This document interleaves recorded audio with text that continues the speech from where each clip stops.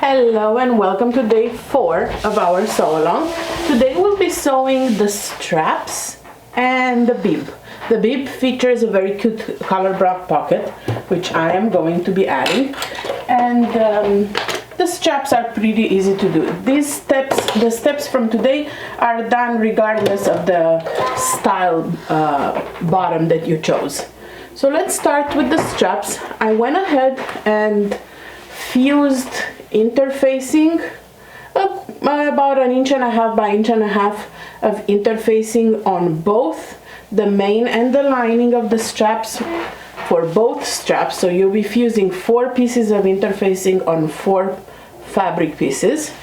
So right now we'll just stitch them right sides down, and we'll start sewing with a 1/2 inch seam allowance from the side that's a little slanted. That's the one that goes on the back, the side that's slanted. So that one will be the one that we will leave open to turn because it will go in the waistband. This step is sewn with a 1/2 inch seam allowance. And I probably should have changed from the purple. But whatever, there's purple everywhere in the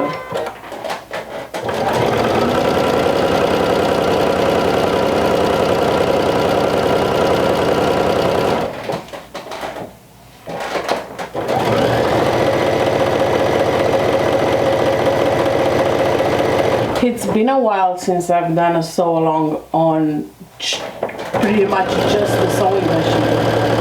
Since most of the sew alongs that I do are done with meat fabric, I do that on my serger. So it's interesting to go back to my first love, the sewing machine. Okay, when you get to the end,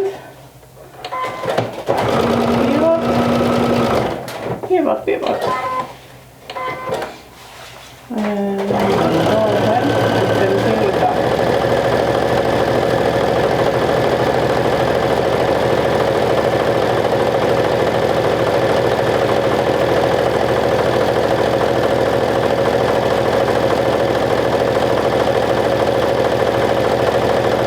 And of course you'll be repeating the exact same steps for your other strap. I'll sew my other strap off camera. I did want to show you how you do one of them. So now what you want to do is clip your corners here as close as you can get it to the stitch line without cutting the stitch. So it looks like so. And using your favorite turning tool, mine is this easy turner tool, just turn it right side out, give it a good press, and top stitch the strap all the way around. You can do a decorative stitch, would be really cute on those. I feel like I've already had this stripes versus solid thing that I don't really need a decorative stitch, but maybe I'll just keep the purple and call that a decorative stitch because it's purple on the green. Okay, poke out your corners.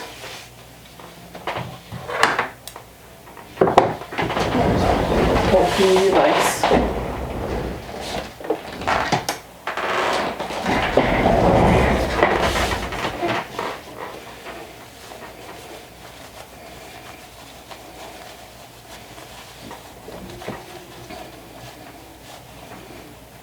Okay, beautiful. So the corners are nice and flat, and I will go ahead and give it a good steam press, and then top stitch all around, create the second strap, and I will meet you back here right after to create the bib pocket.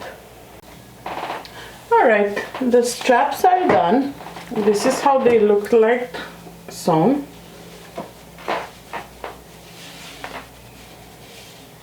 Easy peasy. So let's go ahead and work on the bib. If you are adding the bib pocket, which I am, you should have 3 pieces for the bib pocket. And you should also have notches that will show you how to add the side pieces to the center piece for the bib. So as you can see, I will match this notch to this notch and stitch right sides together with a 1/2 inch seam allowance. It's creating a cute color block bib pocket.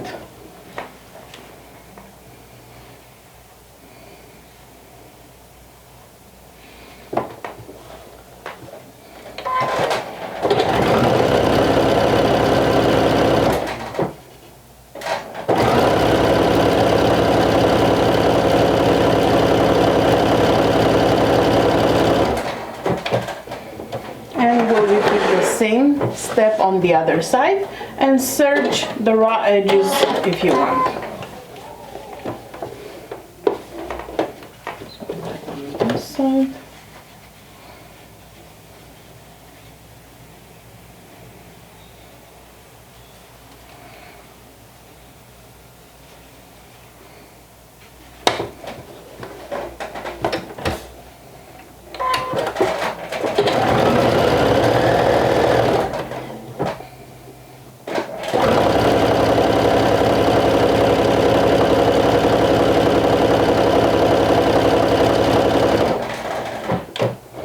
This is a cute way to add a pop of, let's say, if you're doing the vintage jumper for your little one, you could use this center panel to do a little bit of embroidery.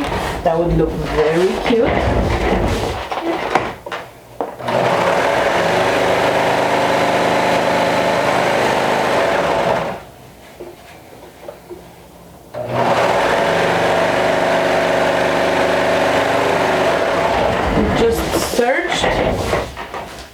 The raw edges, and I will do a little bit of a top stitching towards the center.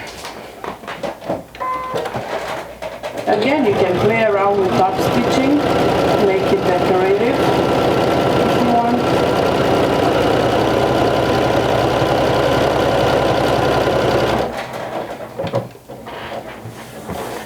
So for this pocket right now, you could create the pocket exactly the same way you've created the back pocket, because right now you have basically a rectangle piece. So you can do the miter corner like I showed you, or you can just fold them over. It's up to you. Or another way, if you like, would be to add a lining to this pocket and just sew them right sides together. Just make sure that your seam allowance is 1 inch at the top. The pattern shows you how to simply fold the edges. That's the easiest method possible. So you just fold the edges on all sides. I'm thinking I might want to add a lining to it.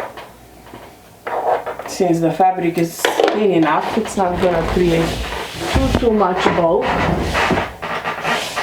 So to create a lining, I'm basically just cutting another fabric piece the same size.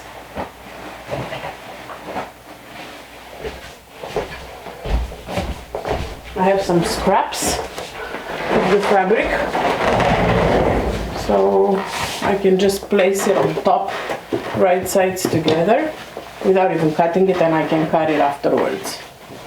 Just keep in mind that the pattern tells you to fold 1 inch at the top, so you want to have a 1 inch seam allowance at the top. And I'm going to go ahead and do a 1 inch seam allowance and leave an opening so I can turn it. And on the side you have a 1/2 inch seam allowance. You could cut it first, obviously. This is the lazy method, where I'm gonna just cut it afterwards. Actually, it's not the lazy method. I just didn't want to switch the camera around so I don't get you guys busy.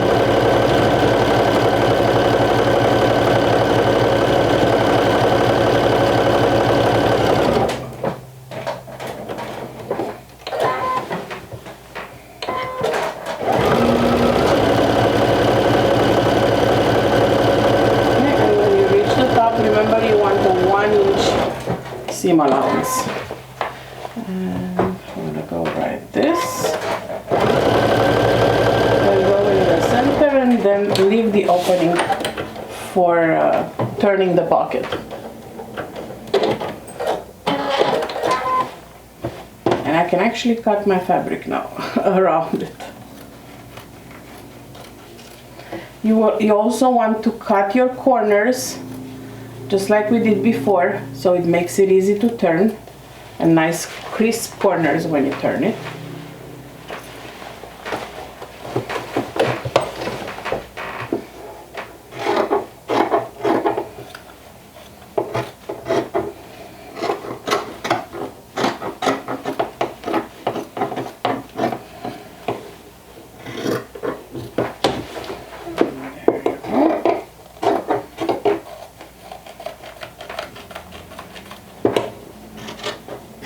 And again, cutting the corners.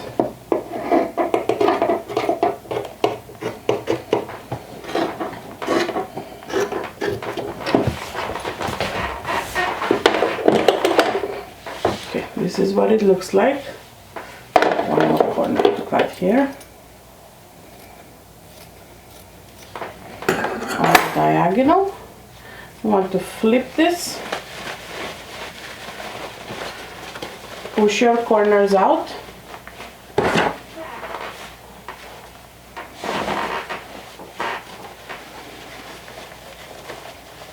And top stitch just the top part.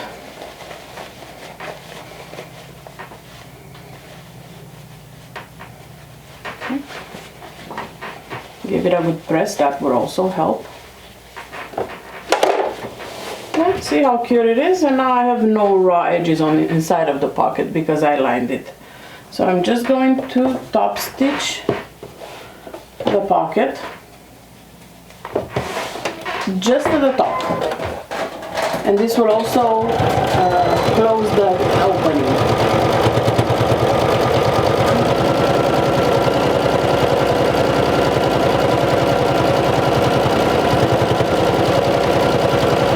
I can do this because my fabric is relatively thin, so if you want to do this method of a lined bib pocket and you're using a denim, use a thinner lining like a cotton woven.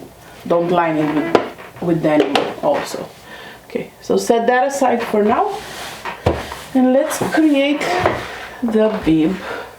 So our bib, oops, I have some markings on it that I need to move. Okay, so this is my one marking. I'm just making them with a pen right now because I need to take out the, and this was for the hole. Okay, so I'll do the same thing on the back. And of course I'm on the black stripe, so it's gonna get harder to see. For the pockets, for the pocket, because it's only one.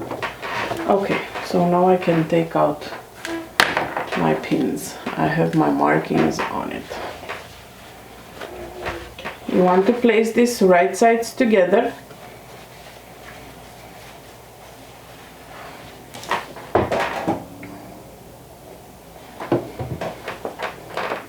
And stitch with a 1/2 inch seam allowance.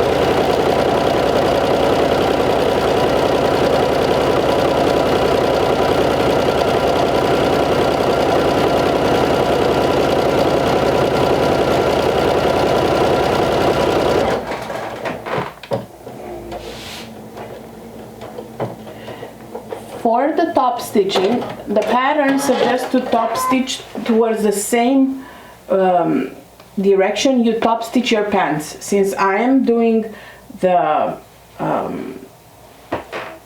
skirt, I don't have a center seam on the skirt, so for me it doesn't really matter. I was actually thinking of doing 2 lines of top stitching since I have no center. So for that I just open up the stitch. You can definitely serge the raw edge if you would like, and I will do 2 lines of top stitching because why not?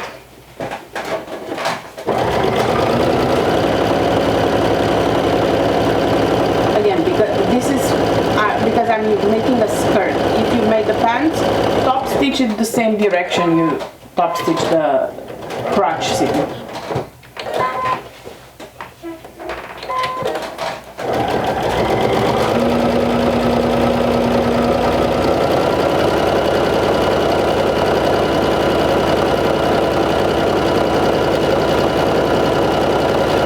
You can finish the raw edges with a serger or with picking shears, or because the stretch woven doesn't really fray, I'm not too worried about it.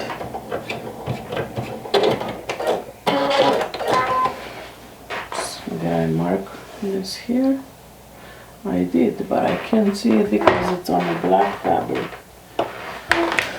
Okay, so now you want to take your pocket that you just created, and using the markings you've placed before, so your four corners, you're going to go ahead and place your pocket right in those corners, like so. I'm gonna go ahead and give it a nice steam press first. You can use some pins to hold it in place, or you can use double-sided tape. Just make sure that you put the corners where it shows you on the pattern markings. There you go. Beautiful. And now I'll just sew all around.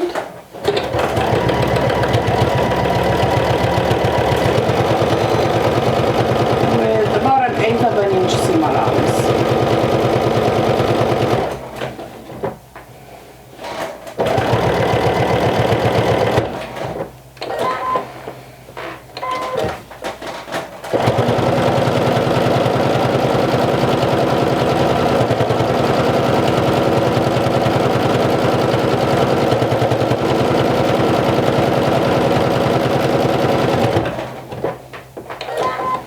Only on the three sides, so you leave the top.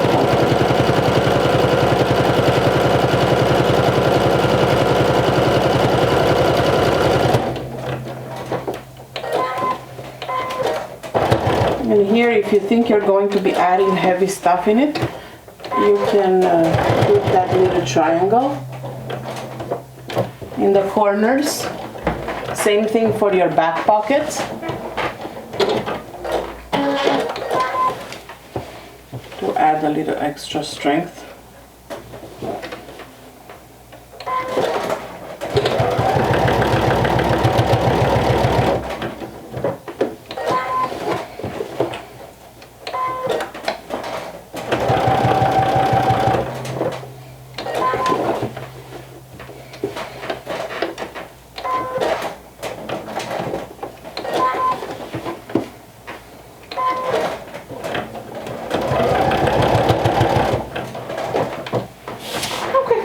Give it a good press and grab your bib lining.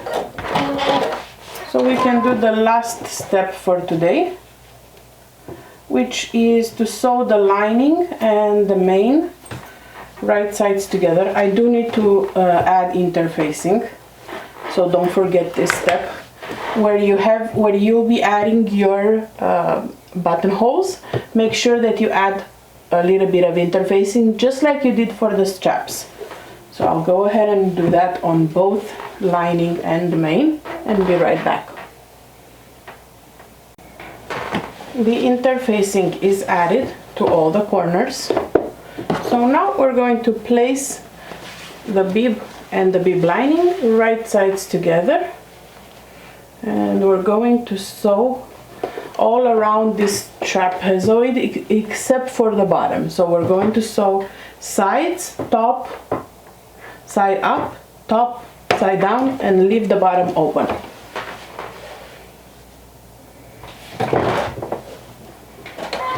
And you'll follow a 1/2 inch seam allowance.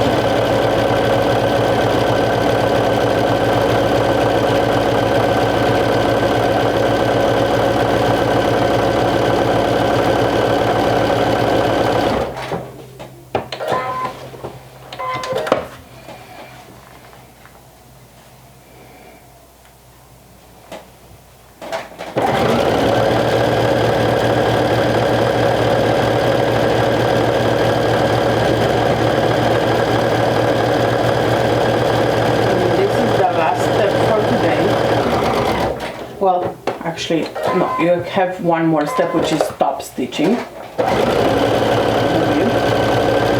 Give it a good press. And you are ready for tomorrow. And tomorrow we'll be creating and adding the waistband. And on the last day, we'll do the buttonholes and hem the pants or the skirt. Easy. Okay, so I'm clipping the corners again, like so.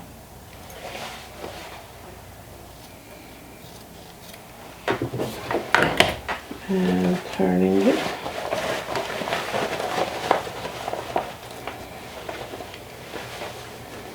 So now give it a good press and top stitch it. Let me poke out my corner. Where is my tool? Oh, right in front of my eyes. Okay, poke out the corners and let's top stitch.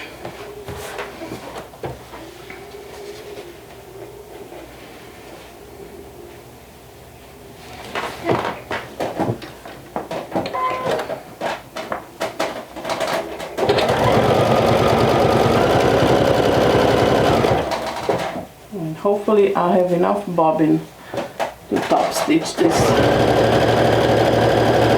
Anybody else likes to play bobbin chicken or the bobbin roulette? And you might notice that my markings have disappeared because I used water soluble. I use my friction pen, so keep that in mind. If your markings are made with friction pen, they will disappear when you iron your interfacing. So you want to iron your interfacing first and then put your markings. I know where they are because I measure them, but yeah, something to keep in mind.